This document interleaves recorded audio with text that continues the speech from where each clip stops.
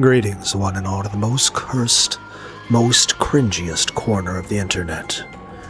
A YouTube channel content creator actively alienating everyone in both the analog and digital world. But welcome and good evening, you wonderful dice of all alignments.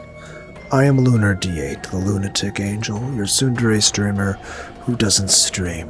I was just wondering, what would happen if you took characters from Higurashi and Umineko and put them in each other's story?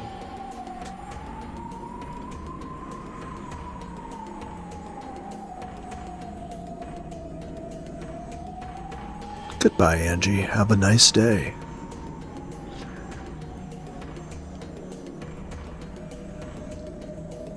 Again, I prefer the anime version of this. I still have to say Kyrie Ushiromiya looks like Ivy from Soul Calibur 2, the fighting game. Also like Kaoru Nagisa from Evangelion, Saori the VTuber, even like Kurusu Kurumi or Cutie from Union Syndrome. In fact, there's a lot of characters that look very much like this. But I have to say,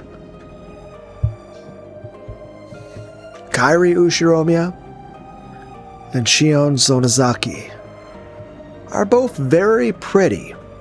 They also both have a very similar personality. And granted, in the scope of the both stories, both characters can certainly go down a darker route. But aside from that, one, they're both very pretty, and two, they're both very smart and intelligent, which that's different things. There's a difference between just having the fact that they have just straight up IQ and book intelligence, but they're also able to think on their feet and actually be very mature and very, very deep thinking about things. Like, there's a difference between, I guess we're putting up both intelligence and wisdom. And I feel both Shion and Kyrie would score high on both intelligence and wisdom if they were D&D characters.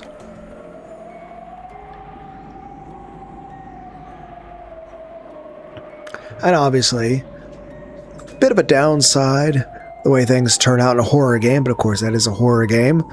After all, everyone took turns going fucking insane in Higurashi. I am very much looking forward to the brand new story anime of Higurashi that we're getting in 2027. Very much looking forward to that. I hope it's very good. And of course, with way technology is already, let's be clear, I imagine there'll be a lot of people that'll make their own, like as soon as that comes out, people will just start making AI videos of it, making entirely new scenarios. So, the curiosity, I feel, is tremendous. Then again, I'm still looking forward to volumes 17 and 18 of the Overlord novel. But yeah. To a degree, I would say, the question is, who would you pick? Shion Sonazaki or Kyrie Ushiromiya?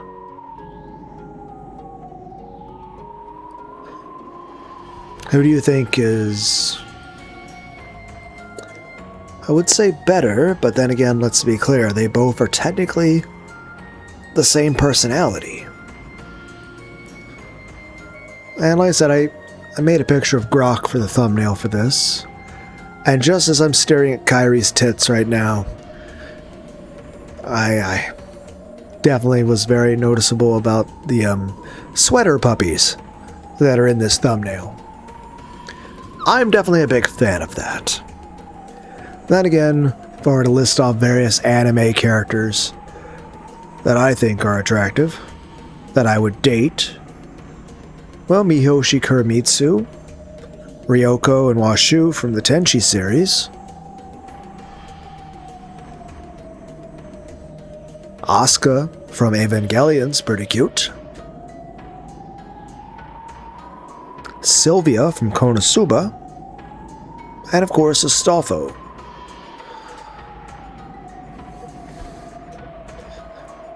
But yeah, And like I said, I would recommend just scroll through my videos, look at the thumbnails I've made. I mean, I imagine they're nice. Then, of course, in my community posts, I made a few. There's a post with 4 pictures of, well, basically as me, as an OC, Lunar D8, the lunatic angel. And then I got it in the comments. I put a couple links to a couple Super Meat Boy videos I did. You can watch that, let me know what you think, if you like it or not. But anyway, I am really enjoying this story, but we are in the final stretches of this game. I'm looking forward to finishing it. And I'm enjoying it every bit of the way. Hopefully, I'm not a terrible Miko, albeit an easily distracted one.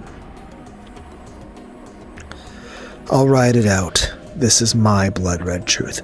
I'll never accept the truth of your world. Angie's body went past the edge of the balcony. The air which she had once been able to swim through was now completely merciless for some reason.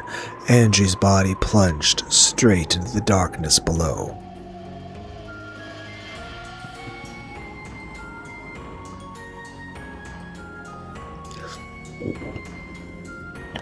Castell just watched the scene play out in silence.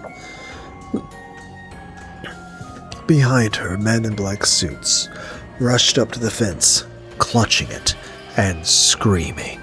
20! Angie-san just jumped off. Damn, I can't see her from here. Quickly, investigate the ground area. It's no use. There's no way. Maybe she was caught by that safety net. Let's make sure. What fools.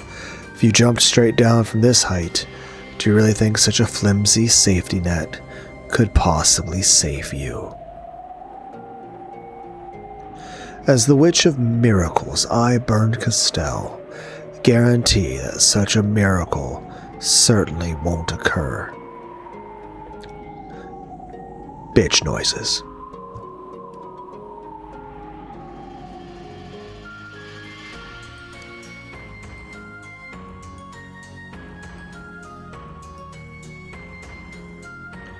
Angie's body fell from the skyscraper-like bookshelf and slammed against the floor of the City of Books.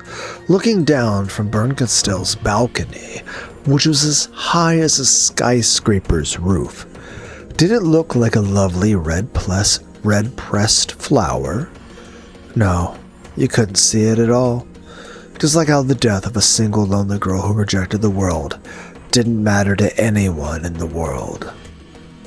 She probably died instantly. It was only natural she had fallen straight down from this height after all.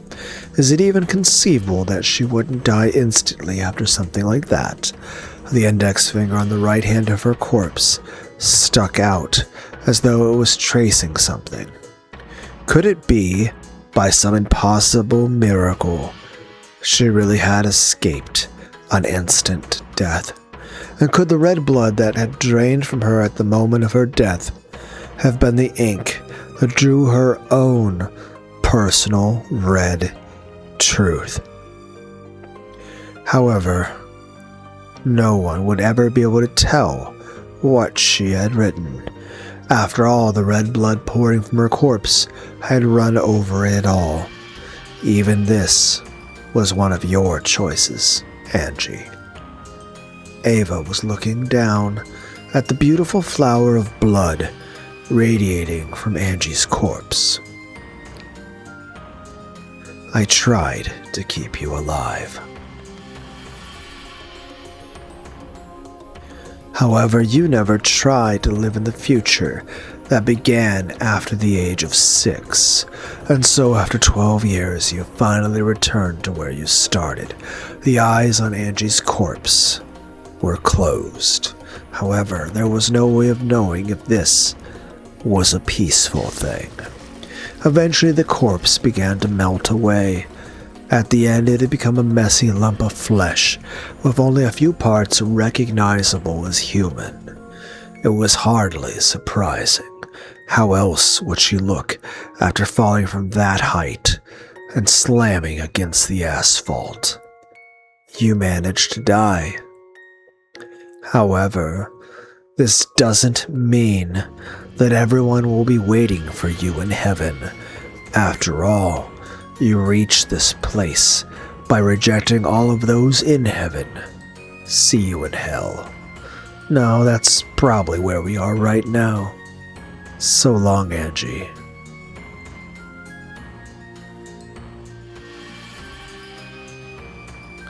Ah, Ava, perfect timing. Did you call me, my master? Clean up this scrap meat for me if you wouldn't mind. I'm going to take this back. And burn Castell's hands were the key, which had lost its magic when Angie made her decision, and the book of the single truth, which had been locked up again. As you wish, my master. After looking down one more time, burned Castell vanished. Once she had gone, Ava summoned some cat familiars and ordered them to clean up. The black cats gathered Angie's flesh and scattered limbs and threw them into a tin bucket. Even in this miserable form, Angie's soul was still living. Perhaps living is a poor description. She was unable to die. From now on, forever, she would drift along in the deepest depths of oblivion, covered by the dust of oblivion, until she finally disappeared. She continued to question herself. What did the truth mean to her? What was right? And where was the place she could call home? As her flesh began to cool, even the energy to ask these questions began to fade. Eventually, she would forget her everyday memories and even the reason why she was suffering. However, there was one thing she would never forget. That was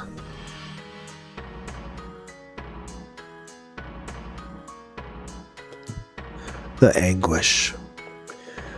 From this point forth, she would suffer endlessly without even knowing why. By the time the cats finished flinging her corpse into the bucket and dumping it into the sea of nothingness, Angie had forgotten even her own name.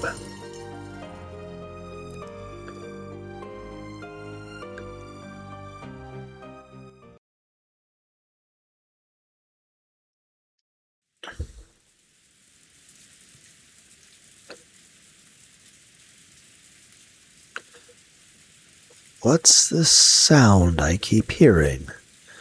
Yes, it must be the sound of rain. In that case, what are those two bright lights coming towards me? I don't know. However, they came at me with a screeching sound and stopped right in front of me. A blaring noise came at me over and over. Whatever's shining those bright lights is threatening me. It's probably telling me to get out of the way. However, I was incapable of moving even a finger. There was a sound, and a car door opened. Car door. Apparently, I was lying on asphalt under the pouring rain.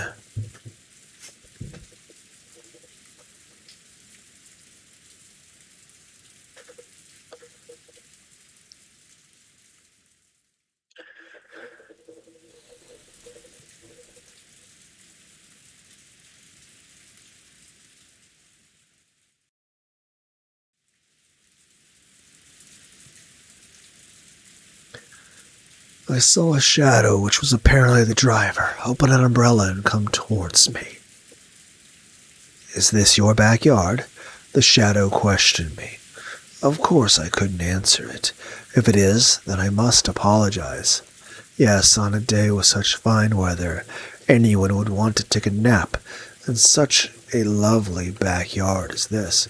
And yet, unless my memory fails me, the shadow crouched down and looked into my face. It was a woman.